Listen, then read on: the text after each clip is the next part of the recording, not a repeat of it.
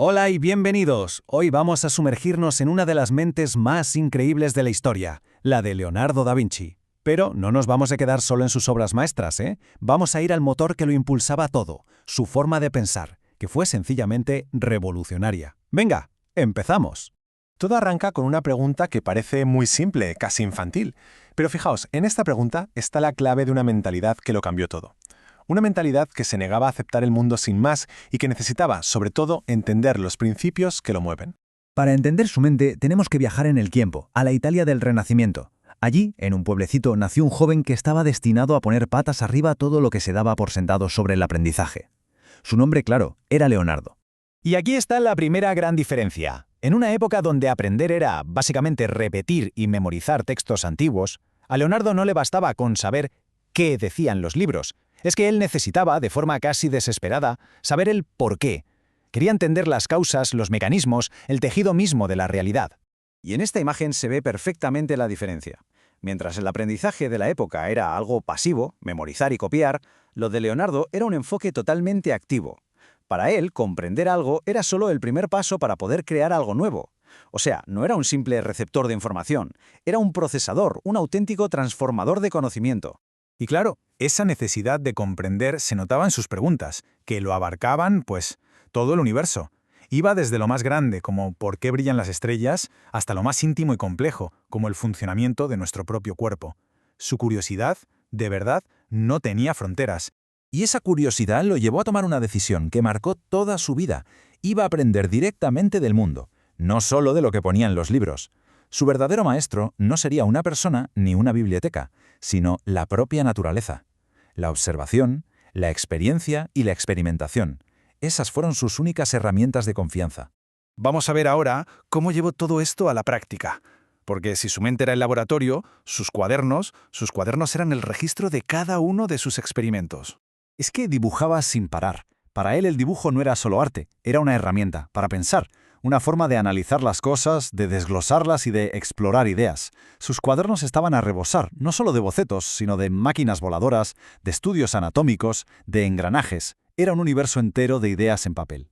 Esto nos revela una de sus características más alucinantes, su negativa total a ser encasillado. A ver, ¿era artista, científico, inventor? Pues la respuesta es que era todo eso a la vez, un auténtico polímata. Entendió algo que es fundamental, que el arte y la ciencia no son mundos opuestos, sino que son dos lenguajes distintos intentando describir la misma y única realidad. Y el resultado de esta mentalidad sin barreras es una obra que es, bueno, increíblemente diversa. Podía pasar de la sonrisa enigmática de la Mona Lisa a diseñar máquinas para surcar los cielos, o de la composición divina de la Última Cena a los detalladísimos y pioneros estudios de la anatomía humana. Pero aquí viene el giro, la parte que a menudo se nos olvida. Solemos pensar en los genios como gente que no comete errores, ¿verdad? Pues con Leonardo la historia es muy diferente. Muchísimas, pero muchísimas de sus ideas fracasaron. Sus máquinas voladoras no volaron.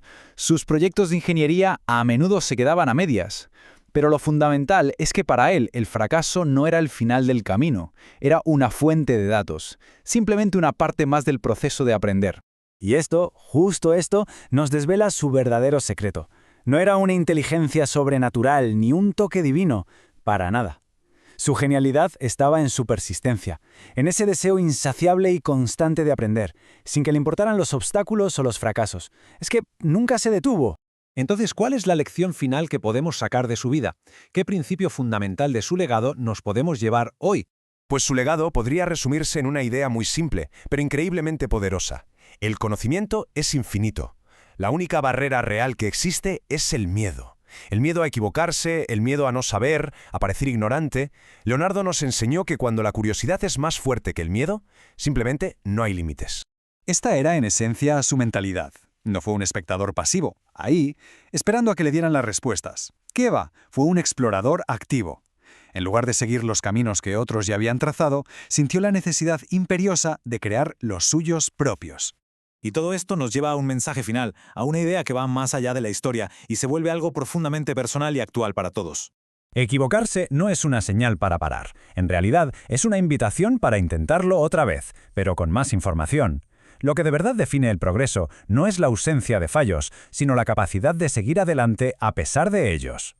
El método de Leonardo casi se puede ver como un ciclo infinito y al alcance de cualquiera. Seguir preguntando para alimentar la curiosidad, seguir explorando para encontrar respuestas y seguir soñando para imaginar nuevas posibilidades. Es un proceso continuo, no un destino. Y esta es la conclusión más inspiradora. Su historia nos demuestra que dentro de cada persona, de verdad, existe el potencial de observar, de cuestionar y de cambiar su entorno. La capacidad de crear, descubrir y transformar no fue algo exclusivo de Leonardo. Así que la reflexión final que nos deja este recorrido es esta. El cuaderno puede ser real o metafórico, una libreta sí, pero también un proyecto, una idea. La pregunta es, ¿qué se podría llegar a crear con un cuaderno infinito y una curiosidad sin miedo?